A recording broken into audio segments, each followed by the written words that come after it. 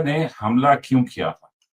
तो मेरा ख्याल में कि 2-3 गलतफ़हमियाँ थी या 2-3 खुशफ़हमियाँ थी। पहली गलतफ़हमी ये थी कि जी पाकिस्तान आइसोलेटेड है। दूसरी गलतफ़हमी ये थी कि पाकिस्तान के इकोनॉमिक हालात जो हैं वो तंग हैं।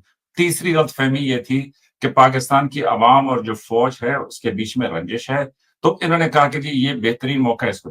तो मेरा ख्याल में कि पहली 2 गलतफ़हमियाँ तो दूर हो गई। है और ये है कि सक्सेसफुली उन्होंने ये मॉडल गुजरात में लागू किया और वही गुजरात का हमारा मुसलमान भाई अब बड़े आराम से चैन से रहता है और देश की हमारे हिंदुस्तान की तरक्की में अपना रोल अदा कर रहा है। उन्होंने यही चीज भुज से पाकिस्तान के लिए भी कही, भाई कमाओ खाओ, कमाओ खाओ, चैन से रहो, सब रहोगे तो उसके बाद रोटी हासिल होगी।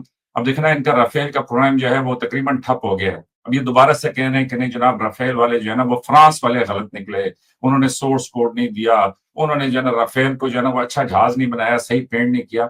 और बाय द वे कल मेरे पास एक पुराना फौजी आया हुआ था, तो वो मुझे बता रहा था कि चाइना ने जो उनके JF-10 तैयारे हैं, उनके ऊपर उन्होंने उन तीनों तैयारों के जो सिंबल्स होते हैं वो मार्क कर दिए हैं चेसी के ऊपर।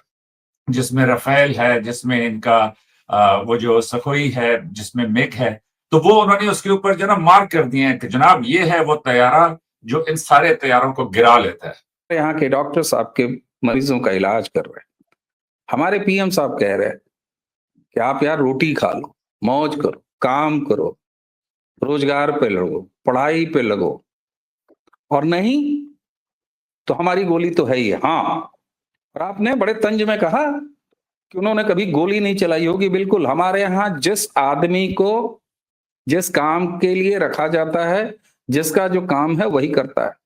हमारे यहाँ प्राइम मिनिस्टर साहब नेक सलाह देने के लिए हैं।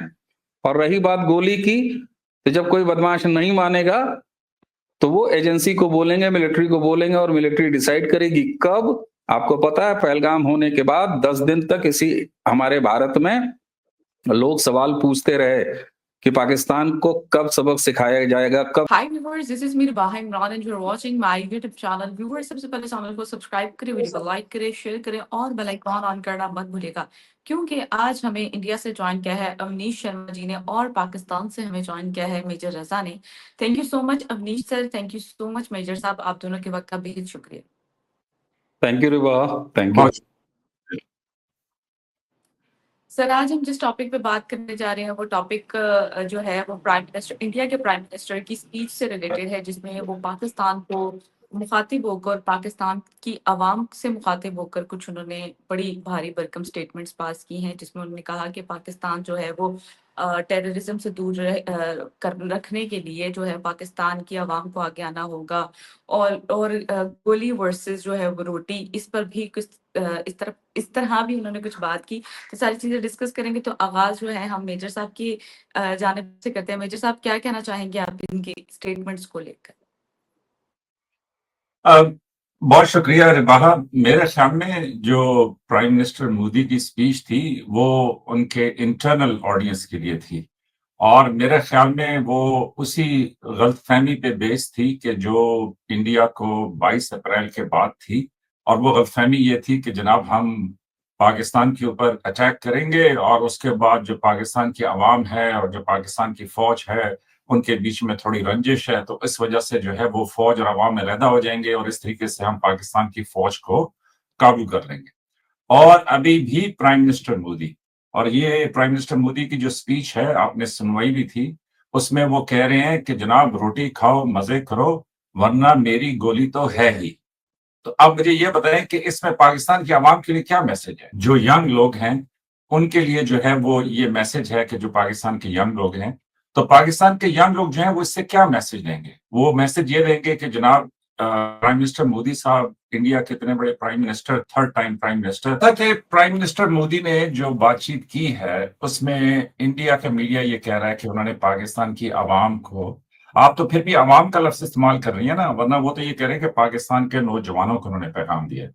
तो मेरा ख्याल में कि प्राइम मिनिस्टर मोदी ने इससे पहले कुछ बेहतर स्पीचेस की थी कि जिसमें एक दफा उन्होंने जिक्र किया था कि जनाब आओ मुकाबला करना है तो गुर्बत मिटाने का मुकाबला करते हैं, टेक्नोलॉजी में आगे बढ़ने का मुकाबला करते हैं, मतलब इस तरह की बातें की।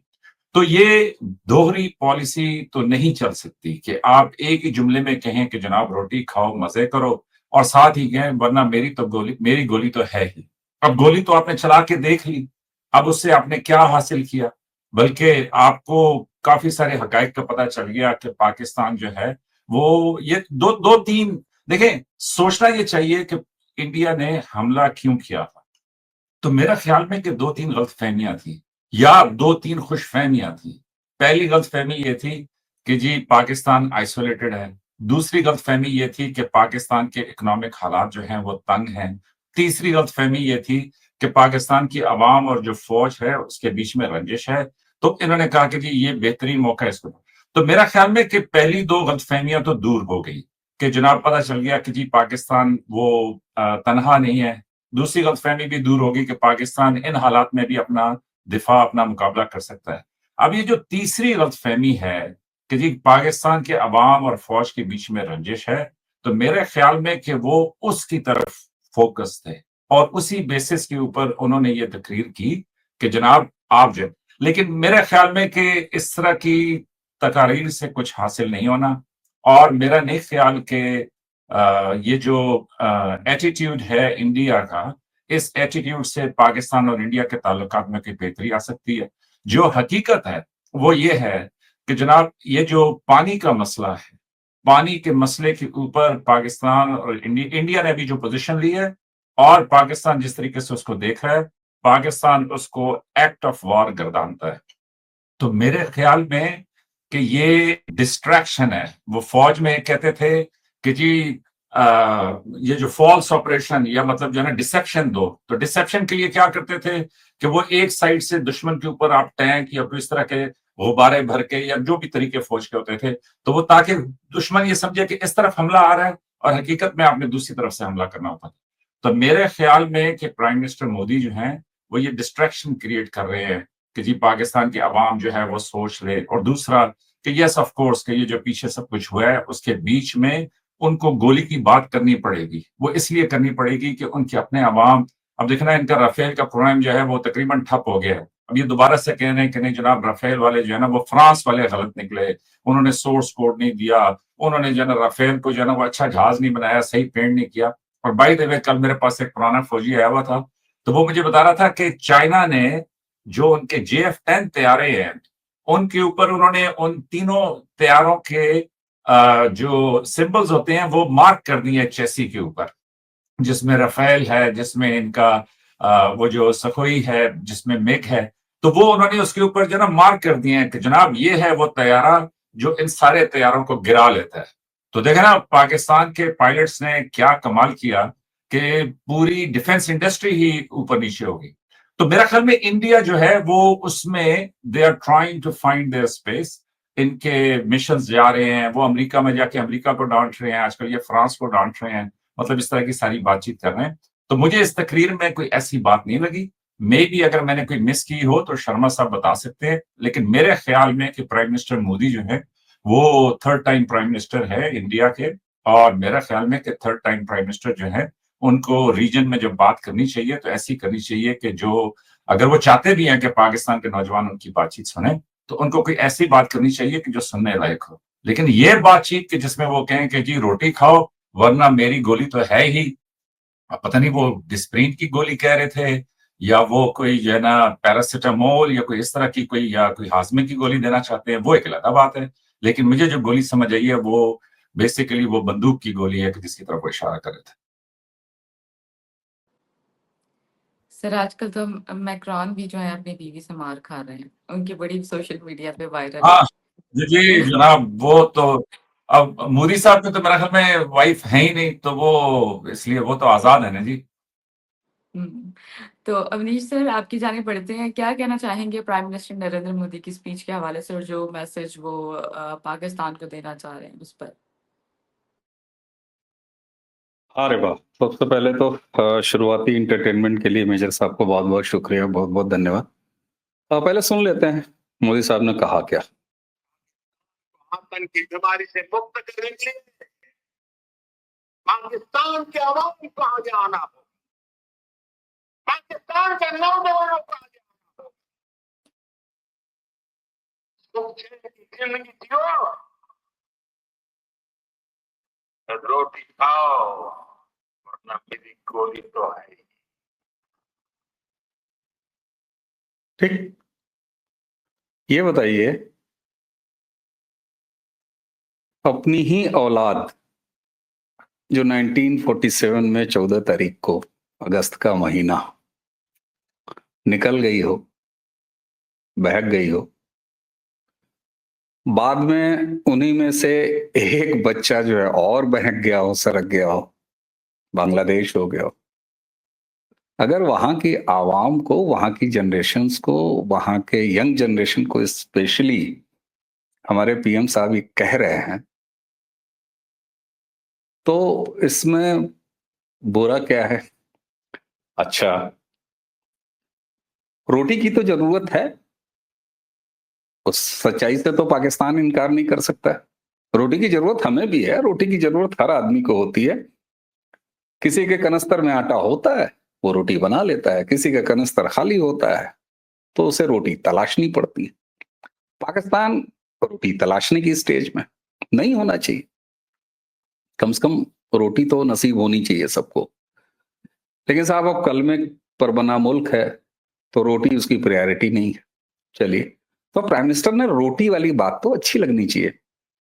दूसरा, उन्होंने कहा भाई रोटी खाओ, रोटी के अलावा अगर तुम गोली पर ध्यान दोगे तो फिर भाई मेरी गोली है ही है। और उन्होंने शुरुआत यही कहा कि टेररिज्म को कंट्रोल करो। तो आप मुझे ये बताइए कि हमारे इतने अच्छे पीएम साहब, और वो पाकिस्तान की आवाम को, वहां के यंग जनरेशन्स को अगर ये कह रहे हैं कि भैया कमाओ, खाओ, खूब खुश रहो, मस्त रहो, चौड़े से रहो, तो ठीक है, और नहीं बदमाशी करोगे तो फिर टांग तोड़ देंगे। ये तो हर बाप कहता है, ये तो हर अब्बा कहता है ना। तो ये तो जिम्मेदारी होती है अब्बाओं की कि वो कहें, वो बताएं कि कायदे से सुधर ले, पढ़ाई कर ठीक से, ये मैक्रोन वगैरह के चक्करों में मत उलझ, उनका जो हशर हो रहा है वो उस पर ध्यान मत दे, पढ़ाई कर ले, खाना पीना खा ले बढ़िया से, और नहीं तो चार लपाड़ लगाएंगे। ये तो हर बाप का नैतिक दायित्व है। हिंदी का एक शब्द है, नैतिक दायित्व है, मॉरल रिस्पॉन्सिबिलिटी। तो हमारे पीएम साहब ने यही कहा, साथ में टेररिज्म के लिए भी कहा। अब सवाल ये है कि पीएम साहब ने किसके लिए कहा और कहां कहा। वो भुज में थे, और भुज आता है गुजरात में, जहां से नरेंद्र मोदी साहब आते हैं, 3 बार के वहां के चीफ मिनिस्टर रह चुके हैं।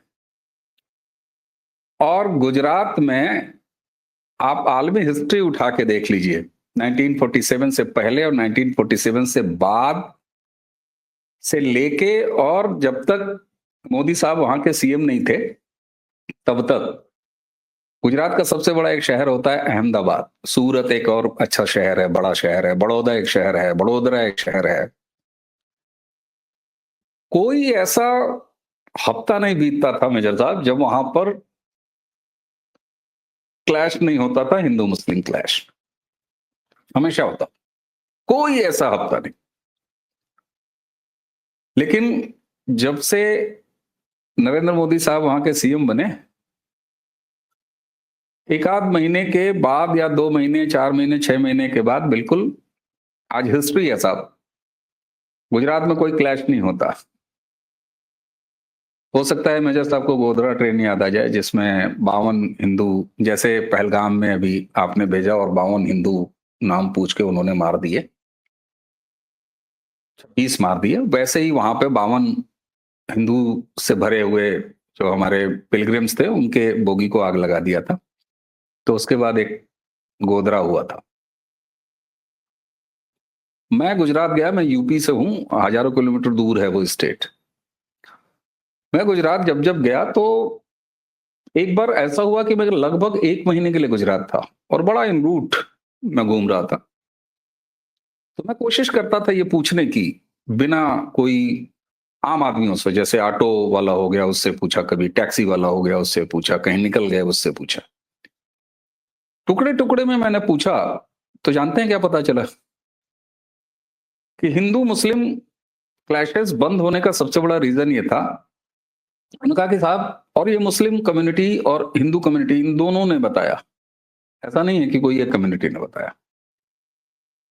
और ये जो मैं बात आपको बता रहा हूं, ये तो मुस्लिम कम्युनिटी के ही बंदे ने बताया, एक दो बंदे नहीं, कई बंदों ने बताया।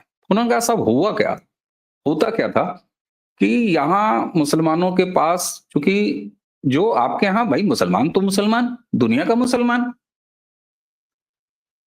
तो वो मदरसा पहली प्रायोरिटी, फिर भी उसको स्कूल भेजा जाता था। तो एजुकेशन की कमी है, यहाँ भी है। ये अलग बात है कि तालीम का बराबर मौका है, उसके बाद भी तालीम हासिल न करना, उसकी अपनी एक वजह है। 10 बाई 10 का एक कमरा, एक किचन, एक टॉयलेट, और उसमें एक मियाँ बीबी और उनके 18 बच्चे, 14 बच्चे, 15 बच्चे, तो व्हाट नेचुरल है कि तालीम की कमी है। तो वो मुझे जो पता चला कि उन लोगों ने ये बताया कि साहब यहाँ क्लैशेस इसलिए होते थे कि मुसलमानों के पास इन जनरल गंवाने के लिए कुछ नहीं होता था, करने के लिए कुछ नहीं होता था, बचाने के लिए कुछ नहीं होता था।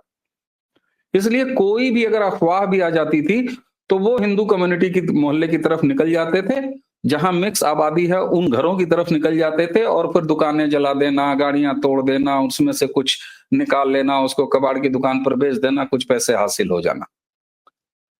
फिर उसने कहा कि मोदी साहब जब सीएम बन के आए तो उन्होंने सबको काम पे लगा दिया, सबको काम पे लगा दिया। बोला तुम पढ़ाई नहीं किए हो, ठीक है, तुम वॉशर बनाते हो, तुम्हारे पास कोई हुनर है, चलो ये हुनर हासिल कर लो, ये हुनर हासिल करके तुम अपना काम कर लो। और धीरे धीरे 1-2 सालों के अंदर हुआ क्या, वो जो मुस्लिम कम्युनिटी के बच्चे या यंगस्टर्स या उनमें से और वाली एज वाले थे, जो खामखा इधर उधर निकल के, क्योंकि देखिए आपका जब अपना कुछ नुकसान होने को नहीं होता ना, तो फिर आप दूसरे को नुकसान करते हो, क्योंकि आप जब निकल जाते हो बाहर तो आपको ये कम से कम डर नहीं रहता कि यार घर पीछे जो है मेरी दुकान भी फूंक दी जाएगी या मेरी गाड़ी का भी नुकसान हो जाएगा। अब जब मोदी साहब बीइंग ए चीफ मिनिस्टर वहां उन्होंने सबको काम पे लगा दिया, तो जानते हैं क्या हुआ?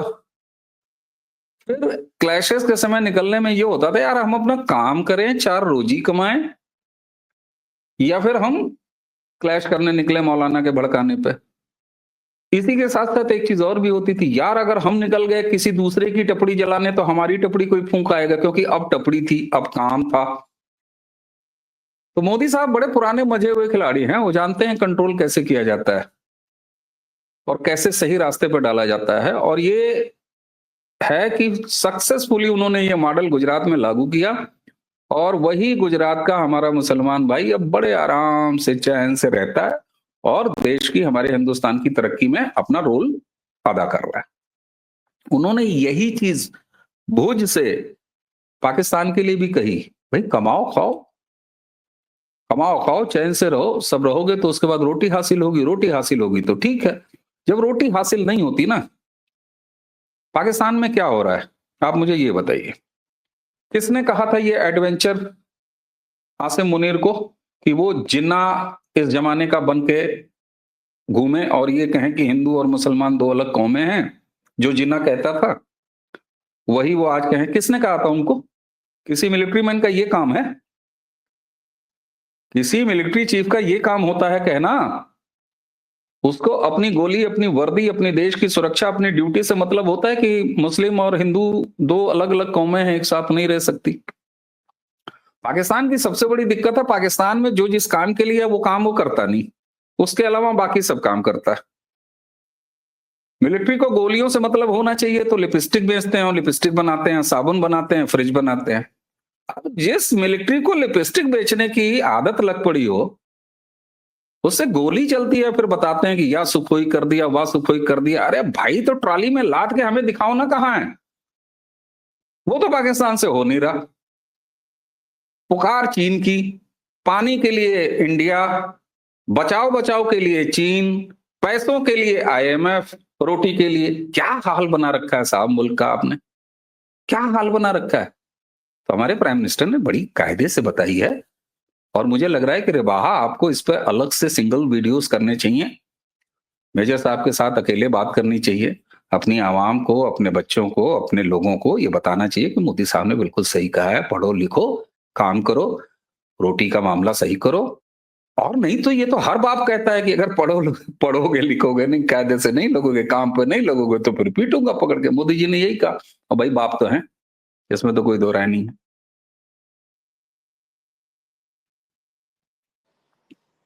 मेजर साहब, फ्यूचर में आप इंडिया पाकिस्तान के रिलेशन को कैसे देख रहे हैं? फ्यूचर से पहले जहां तारीफ बनती है, मैं तो खुले दिल से तारीफ करने का कायल हूँ। तो शर्मा साहब ने ये जो बाप वाली इस्तिलाह इस्तेमाल की, इसको मैंने खूब इंजॉय किया और मैंने इसको बड़े गौर से और तवज्जो से सुना भी। लेकिन वो क्या कहते हैं कि हजारों ख्वाहिशें ऐसी कि हर ख्वाहिश पे दम निकले, बहुत निकले मेरे अरमा पर फिर भी कम निकले। तो मोदी साहब 74 साल के हैं या 75 साल के हैं। मेरा ख्याल में इस उम्र में वो सारी जिंदगी मेरा ख्याल में उन्होंने कभी गोली चलाई नहीं सिवाय दंगे फसाद के। तो इस उम्र में वो हिकमत की गोलियां दें वो तो ठीक है, मुझे समझ आती है कि कोई हकीम साहब का वो रूप धार लें तो फिर तो बेहतर है। लेकिन अगर वो ये जो 6-7 मई को जो वाकया हुआ उसके बाद भी कहें कि सुख चैन की जिंदगी जियो, रोटी खाओ, वरना मेरी गोली तो है ही, तो मेरे ख्याल में कि ये बात जो है ये वो क्या कहते हैं इसको बनती नहीं है प्राइम मिनिस्टर मोदी की कि वो पाकिस्तान के लोगों के साथ ये बात करें। तो बाकी ये है कि जी ठीक है, ये कह सकते हैं कि जनाब ये हमारा काम है बताना सब कुछ करना, लेकिन हकीकत ये है कि पाकिस्तान की आवाम को जो शऊर नहीं था वो शऊर भी अब पाकिस्तान की आवाम को मिल गया है। क्योंकि ये जो बातचीत हुई है ना बीच में रिबाहा, ये जो 6-7 मई को हमारा सारा कुछ हुआ है, तो ये बातचीत करने के बाद जो हकीकत है वो ये है कि पाकिस्तान के अवाम को अच्छी तरीके से पता चल गया है कि हिंदुस्तान बुनियादी तौर पे इस इलाके में अपनी एक इजारादारी और वो सब कुछ चाहता है। और उनको अपनी अफवाज के ऊपर एक दफा फिर से यकीन आ गया है कि हमारी अफवाज माशाल्लाह से इस काबिल हैं कि वो हिंदुस्तान को मुंह तोड़ जवाब देने की सलाहियत रखती है। हाँ, ये बात ठीक है कि पाकिस्तान की इकोनॉमी इस टाइम पे, लेकिन अब अल्लाह का शुक्र है कि वो रिकवरी के फेज से आ चुकी है और मेरे ख्याल में इसके बाद आप देखेंगे कि पाकिस्तान किस तरीके से ये अपने जो है ना इकोनॉमिक मामला को ठीक करेगा। वो एक बात इनकी दुरुस्त है IMF वाली, लेकिन गवर्नमेंट इसके ऊपर कोशिश कर रही है, उस पर नंबर्स बहुत अच्छे हैं। और आप ये देखें कि इवन जंग के दौरान IMF ने पाकिस्तान की साथ जो उनके मामला थे उन्होंने उसके ऊपर कंप्लीट सेटिस्फेक्शन का इजहार किया। और उससे भी बढ़ के पाकिस्तान को ये जो 6 से लेके 10-12 मई तक जो कुछ हुआ, उससे पाकिस्तान को एक ऐसी तहरीक मिली है कि मैं समझता हूं कि पाकिस्तान बहुत बेहतर अपने मामलात को आगे लेके चलेगा। और पाकिस्तान के ऊपर जो एतमाद बढ़ा है अरब मुल्कों का, और जो एतमाद बढ़ा है चाइना का, और जो एतमाद बढ़ा है दुनिया के बाकी मुल्कों का, तो मेरा ख्याल में कि पाकिस्तान इंडिया में, पता है बाहर क्या बहस हो रही है? इंडिया में यह बहस हो रही है कि जनाब पाकिस्तान को इंडिया के बराबर लाके खड़ा कर दिया। वो हाइफेनेटेड कहते थे, क्योंकि पहले ये कहते थे कि हम डी हाइफन कर देंगे, जिस तरह वो होता है ना इंडो कहाँ सुन ली डैश बहस आपने? कोई एक लिंक मैंने अपने प्राइम मिनिस्टर को सुनवाया, आप जरा लिंक शो कर दें, विवाह को इनबॉक्स कर मैं दें। आपको देखिए मेजर साहब, मैं चाहता नहीं कि आपके वीडियोस के नीचे जो है ना वो पब्लिक आपको भला बुरा कहे। मैं आपसे बात करता हूँ, नीचे पब्लिक आपको बड़ा अच्छा अच्छा कह रही होती, तो मैं वही ग्राउंड चाहता हूँ, मैं ग्राउंड चाह रहा हूँ। मैं आपका हिमायती हूँ साहब, मैं बिल्कुल अपने PM को फॉलो कर रहा हूँ, रोटी खाओ मौज करो, है ना। तो मैं आपसे कह रहा हूँ कि अगर वाकई कोई ऐसी बात हो रही हो तो आप मेरे को लिंक दे दें, शो कर दें, अपना मोबाइल में शो कर दें प्लीज। मैं आपको बिल्कुल लिंक दे दूंगा, लेकिन वो इस तरह करते बेजा हैं साहब, कि मैं वो लिंक आपका नंबर मेरे पास है, वो link please please please, I will show that, I will show that मैं इनबॉक्स मैं ये कह रहा हूँ कि नहीं वो मेरे पास मेरे साथ प्लीज, मेरे पास मैं नहीं ये है, चाहता, लेकिन मैं ये कह रहा हूँ मैं कतई नहीं चाहता कि नीचे पब्लिक जो है ना वो फिर आपको मेरे पब्लिक को अच्छा नहीं लगता। रिबाहा एक काम करते हैं ना कि मैं वो जो लिंक है वो इसके बाद आपको भेज दूंगा, आप अपने प्रोग्राम के आखिर में वो लिंक लगा दीजिएगा। अगर वो ठीक हुआ तो ठीक, नहीं ठीक हुआ तो आप सबके पास हक है कि उसको रिजेक्ट कर दें। लेकिन हकीकत ये है कि पब्लिक ने फिर भी शर्मा साहब मुझे गालियां ही देनी है, वो इसलिए देनी है अरे क्या सुन लेना, क्या 3-4 इल्जाम है। एक इल्जाम ये है कि जी क्या कहते हैं ये जी सेल्फ डिनाइल में है, ये कभी बात सुनते ही नहीं है। एक इल्जाम ये है कि जनाब ये पाकिस्तान ने ना हरदर्मी, ये मेजर ने मानना ही नहीं है। हालांकि मैं आपको एक बात बताऊं शर्मा साहब, कि मैं जाती तौर पे बात सुन के समझने की कोशिश करता हूँ। रिबा ने मेरे साथ आपकी एक वीडियो शेयर की थी कि जिसमें कोई पाकिस्तानी थे कि जो अपनी फैमिली को लेके गए थे और उन्होंने अपने बच्चे का इंडिया से इलाज करवाया था, बिल्कुल और मैंने वो बिल्कुल सारी की सारी वीडियो देखी, और वो बिल्कुल देखने के बाद मैं दोनों हाथों से सैल्यूट करता हूं उन तमाम लोगों को कि जो जिन्होंने उनको होटल में जगह दी, जिन्होंने उनकी, जो टैक्सी ड्राइवर उनको छोड़ने के लिए गया, इसी तरीके से वो डॉक्टर, उनका भी दरअसल मेरा वो ख्याल में डॉक्टर नाम में शर्मा शर्मा जिनका आता है, जिक्र मुझे हो पूरा रहा था नाम मेजर माजूद याद साहब, नहीं वो आता। डॉक्टर शर्मा जिनका जिक्र हो रहा था, तो डॉक्टर शर्मा जिनका हाँ जिक्र हो हाँ, रहा था is from my family, that's why I send नहीं दैट वीडियो। ग्रेट, मैं समझता हूँ जी, अगर आपकी फैमिली में है तो सर मैं फौजी मनमोजी होते हुए उनको दोनों हाथों से सैल्यूट करता हूँ। ऐसे ग्रेट लोग हैं कि जिनकी वजह से दुनिया कायम है, और मैं बिल्कुल उनके लिए दुआ भी करता हूँ कि अल्लाह उनके हुनर में मजीद इजाफा करे और उनकी सारी फैमिली को ठीक रखे। और मेरे ख्याल में आप मेरे लिए भी बड़ा प्राउड है कि आप उनकी फैमिली से हैं। तो देखिए, जो अच्छी बात है शर्मा साहब, मैं तो उसको खुले दिल से तस्लीम करता हूँ। मैं नहीं समझता बिल्कुल कि जी किसी को ऐसे ही अड़ी करनी चाहिए। हाँ, दूसरी तरफ प्राइम मिनिस्टर मोदी साहब का जो बयान है, मैं शदीद इख्तिलाफ करता हूं उसके ऊपर, और मैं समझता हूं कि मैंने कई और प्रोग्राम्स में भी कहा था कि मेरे हिसाब से प्राइम मिनिस्टर मोदी साहब थर्ड टाइम के प्राइम मिनिस्टर हैं, और उनको चाहिए कि वो देखें ना, हिंदुस्तान, पाकिस्तान, बांग्लादेश, ये सब देखें, शर्मा साहब कह रहे हैं कि जी बाप ने ये, भाई ठीक है, अब वो सारी बातें दुरुस्त हैं। मैं नहीं कह सकता कि जी मैं कोई नाइजीरिया से यहाँ पे आया था, या मैं जो है ना कोई आसमान से जमीन पे उतरा था। इसी धरती के वासी हैं, इसी धरती के बेटे हैं, यहीं पे हमारे जो है ना बाप दादा, उनके परदादा सब कुछ रहे। उनमें से आपके कमेंट्स में लिखने वाले बहुत सारे लिखते हैं कि मेजर साहब वो रामलाल था आपके परदादा का परदादा। बिल्कुल होंगे जी रामलाल, और मुझे इस पे फख्र है कि जी अगर वो रामलाल है, मुझे इस पे कोई एतराज नहीं है। लेकिन अब जो सूरत हाल चल रही है उसमें मैं ये समझता हूं कि हिंदुस्तान जिस तरीके से आगे बढ़ रहा है, उसमें हिंदुस्तान मेरे ख्याल में बजाय इसके कि वो हमें कोई गोली दे, हिंदुस्तान को खुद एक गोला मिल जाएगा। और हिंदुस्तान का, मैं ये समझता हूं कि हिंदुस्तान के ऊपर बड़ा टफ टाइम आने वाला है। वो इसलिए कि हिंदुस्तान, देखे ना, रूस के जो वजीर खारजा हैं, उन्होंने भी हिंदुस्तान को मशवरा दिया कि जनाब ये जो मगरब की नई नई दोस्तियों में आप चल रहे हैं, जरा ध्यान रखें, ये डिवाइड एंड रूल वाला सारा काम है। आपके ऊपर खुद जो है ना अंग्रेज 200 साल 250 साल, मतलब हम समेत हुक्मरानी करके गए हैं, और हमने सब देखा है कि यहाँ पे कितने लोग उन्होंने मारे, कितने कहत का शिकार हुए। और बाहर वो जरा तारीख पढ़े कि कितने लोग यहाँ पे मर रहे थे, और फिर भी वो यहाँ से अनाज जो है वो बाहर भेज रहे थे। तो यहाँ पे बेकसूर इनोसेंट लोग जो हैं वो कहत का शिकार हो गए। लेकिन बरतानी साम्राज्य इतना जालिम था कि वो फिर भी यहाँ से अनाज जो है वो बाहर लेके गया। उन्होंने कोई टैक्स में कमी नहीं की, लोग यहाँ पे मारे गए। तो मेरे ख्याल में हिंदुस्तान पाकिस्तान का ताल्लुक आपस में जुड़ा हुआ है, और दोनों एक दूसरे से अलहदा नहीं रह सकते। मोदी साहब जो हैं वो 74-75 साल के हो गए हैं। उन्होंने काफी कुछ दवाइयां ले भी रहे होंगे, कुछ मतलब वो जाहिर है कि काफी टाइम फ्री होते हैं, फैमिली के मामला नहीं देखते। तो वो कोई हकीमाना गोलियां दें, कोई इस तरह की बातें करें हिकमत की, तो वो तो अच्छी लगेंगी। लेकिन इस उम्र में अगर वो गोली चलाने की धमकी दे, और उससे मुराद की फौजी गोली हो या बंदूक की गोली हो, तो मेरा ख्याल में कि उस बात में इतना असर नहीं है। मेरा ख्याल में कि अगर वो चाहते भी थे कि पाकिस्तान में कोई ऑडियंस उनकी बात सुने, तो वो ऑडियंस उनकी बात नहीं सुनेंगे। तो इसलिए मैं तो जाती तौर पे अमन का और इसका वो हूं। ये जो वीडियो इन्होंने रिक्वेस्ट की है शर्मा साहब ने, ये मैं जरूर लिंक निकाल के आप लोगों को भेजूंगा, वो आप बेशक शेयर कर दीजिएगा।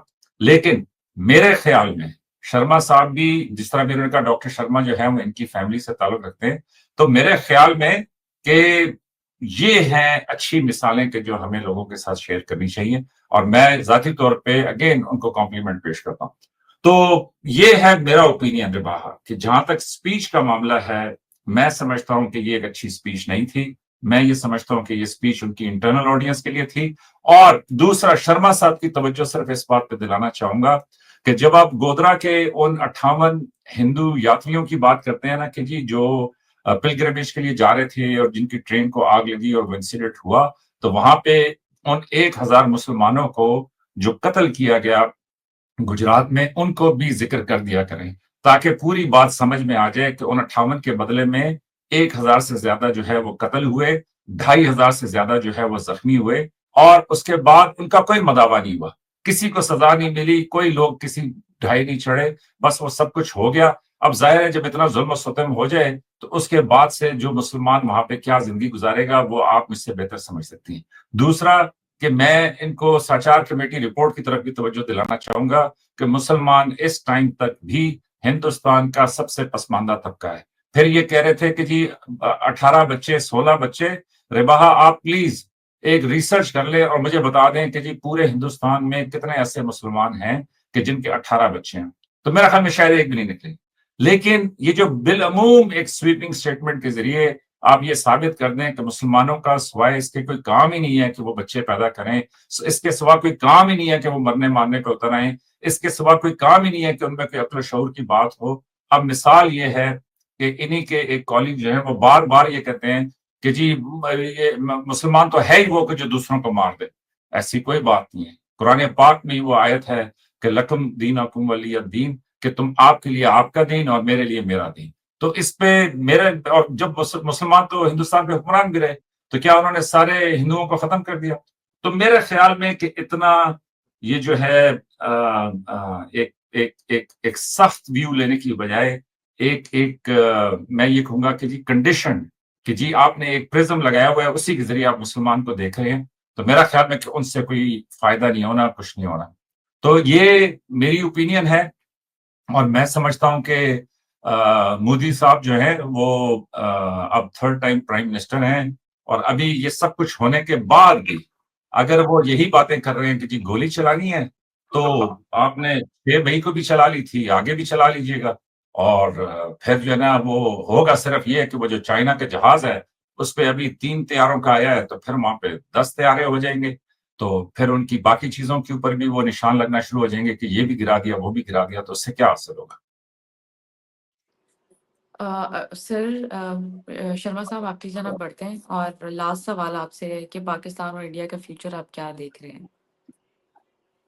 ठीक है।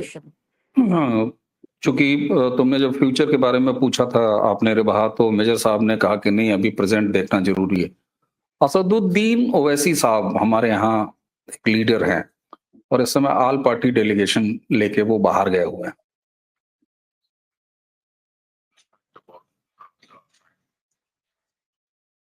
Yesterday, the Pakistani army chief gifted a photo to the Pakistani Prime Minister Shehbaz Sharif.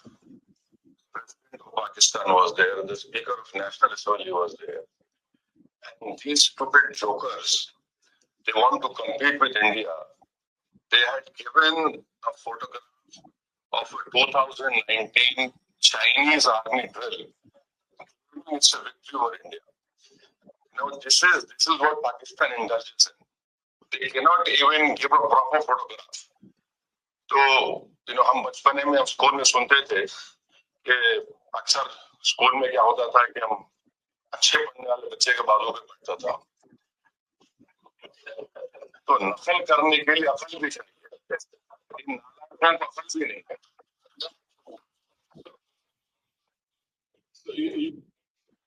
मैंने नहीं कहा। अच्छा, मैं सही सुनाई नहीं दिया? सुनाई नहीं दिया? हमें सही सुनाई नहीं दिया। वो कह रहे कोई फोटोग्राफ दी थी या कोई इस तरह का कुछ हुआ था। अरे मैं रिपीट कर दूं? बस आप समझा रहे हैं, बताइए। हाँ, मैं समझा देता हूँ।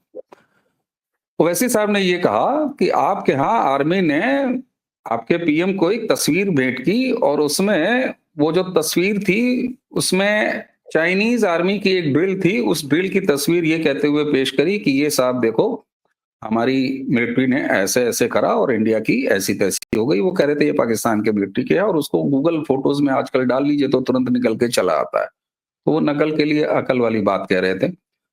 और आप भी लगातार, एक बार भी आपने ये नहीं कहा कि हमारे तैयारे, आपने कहा चीन ये कर देगा, चीन वैसा कर देगा, हम तुर्की को बोलेंगे ऐसा हो जाएगा। हम अरब ममालिक ने हमको कहा कि वाह बेटा वाह, बहुत अच्छा, खूबसूरत, क्या बात है, क्या बात है। फिर आपने कहा हाँ हमको IMF ने पैसा दे दिया, हमारा पानी इंडिया ने रोक रखा है, और एक आदमी 72 साल का बुजुर्ग हमारे शानदार पीएम साहब, बिल्कुल हम मुझ शर्मा जी जैसे, जैसे शर्मा जी आपके लिए अच्छे वैसे हमारे पीएम साहब भी कितने अच्छे। हमारे यहाँ के डॉक्टर साहब के मरीजों का इलाज कर रहे हैं। हमारे पीएम साहब कह रहे हैं कि आप यार रोटी खा लो, मौज करो, काम करो, रोजगार पे लगो, पढ़ाई पे लगो, और नहीं तो हमारी गोली तो है ही है। हाँ, और आपने बड़े तंज में कहा कि उन्होंने कभी गोली नहीं चलाई होगी। बिल्कुल, हमारे यहाँ जिस आदमी को जिस काम के लिए रखा जाता है, जिसका जो काम है वही करता है। हमारे यहाँ प्राइम मिनिस्टर साहब नेक सलाह देने के लिए हैं। और रही बात गोली की, तो जब कोई बदमाश नहीं मानेगा तो वो एजेंसी को बोलेंगे, मिलिट्री को बोलेंगे, और मिलिट्री डिसाइड करेगी कब। आपको पता है पहलगाम होने के बाद 10 दिन तक इसी हमारे भारत में लोग सवाल पूछते रहे कि पाकिस्तान को कब सबक सिखाया जाएगा, कब सबक सिखाया जाएगा, लेकिन 10 दिन का टाइम लगा। और 10 दिन का टाइम लगा, मिलिट्री को अपना डिसीजन लेना था, मिलिट्री ने अपना डिसीजन दिया और 3 दिन में काम लगा दिया। तो बिल्कुल नरेंद्र मोदी साहब ने कभी गोली नहीं चलाई होगी। ईश्वर करे कि हमारा प्राइम मिनिस्टर कभी गोली न चलाए। हम इलेक्टेड प्राइम मिनिस्टर लेके आते हैं साहब, डेमोक्रेसी के अंदर लेके आते हैं साहब। हमारे यहाँ कोई जनरल देश नहीं चलाता, और प्राउडली हमारा जनरल अपने ऑफिसर्स में बैठता है, अपने सरहदों की रक्षा करता है साहब। वो जानते हैं, हमारे जनरल, हमारे सेना के लोग जानते हैं कि उनका काम क्या है। हमारे यहाँ कभी कोई जनरल आपके यहाँ तख्ता उलटने जैसी शैली में काम नहीं करता। इसलिए हमारा पीएम कलम चलाएगा, दिमाग चलाएगा, और रोटी की बात पहले करेगा, बाद में गोली की बात इसलिए सुना देगा क्योंकि पाकिस्तान अगर अपनी आदत से बाज नहीं आएगा तो ऑपरेशन सिंदूर अभी रुका नहीं है, हमने होल्ड पर रखा हुआ है, और इसलिए गोली की बात हमारा प्राइम मिनिस्टर करेगा साहब। क्यों? क्योंकि हमने 3 दिन में सुधारा है साहब। हम 6 तारीख की रात को हमने टेररिस्ट कैंपों को ठिकाने लगाया था, और आपको ठिकाने लगाने के बाद बता दिया था, जैसे ठीक उसी तरह जैसे यूएस ने आपको ओसामा बिन लादेन को ठिकाने लगाने के तुरंत बाद बता दिया था। क्योंकि ये इंटरनेशनल रवायत है कि नॉन मिलिट्री ऑपरेशंस करने के बाद अगर कोई बाहर का मुल्क करता है किसी मुल्क में, तो वो ऑपरेशन को एग्जीक्यूट करने के बाद बता देता है, तब तक जब तक कि वो मिलिट्री ऑपरेशन नहीं हो। हमने पहली रात को टेररिस्टों पर हमले किए और टेररिस्ट अटैक करके उनके हमने कैंप्स तबाह किए, उनके अड्डे तबाह किए, और आपको बता दिया। लेकिन आपके साथ प्रॉब्लम क्या है? आपने उसको पाकिस्तान पर हमला मान लिया। क्यों? आपने पाकिस्तानी सिविलियंस पे नहीं, बल्कि आपने तो जनरल्स पे मान लिया हमला, क्योंकि आपके लिए टेररिस्ट जो है वो मुजाहिद हैं, और आपके मुशर्रफ हो, चाहे आपके इमरान खान साहब हो, वो तो शहीदों का दर्जा दिए आते हैं। तो आपके लिए वो सिविलियन से बहुत बड़े एसेट हैं आपके लिए, तो इसलिए आपको ये बात लग गई।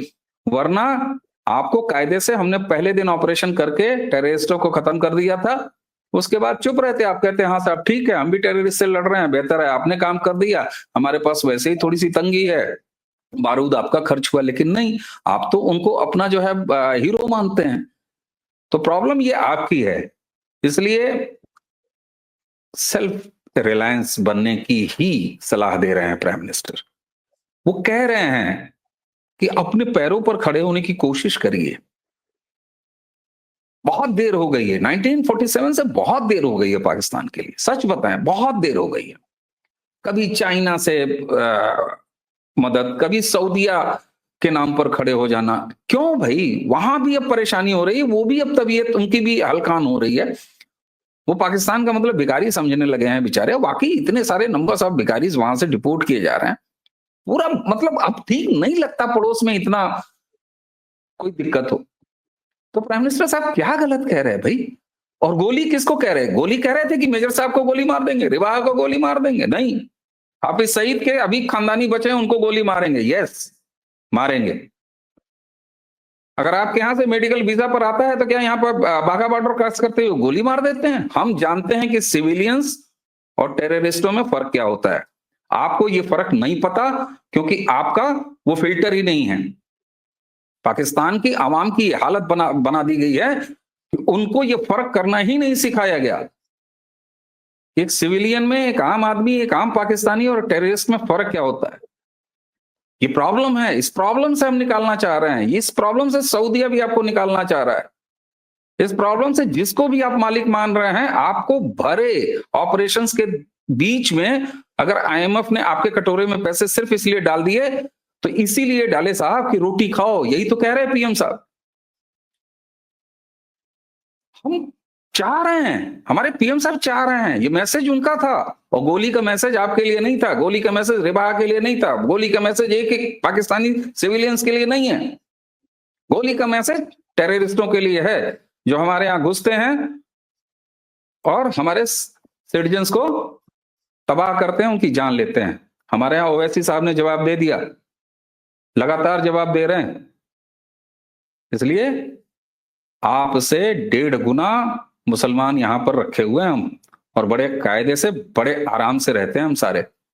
फिर कभी दिक्कतें होती हैं तो उन दिक्कतों को आपस में निपटा लेते हैं।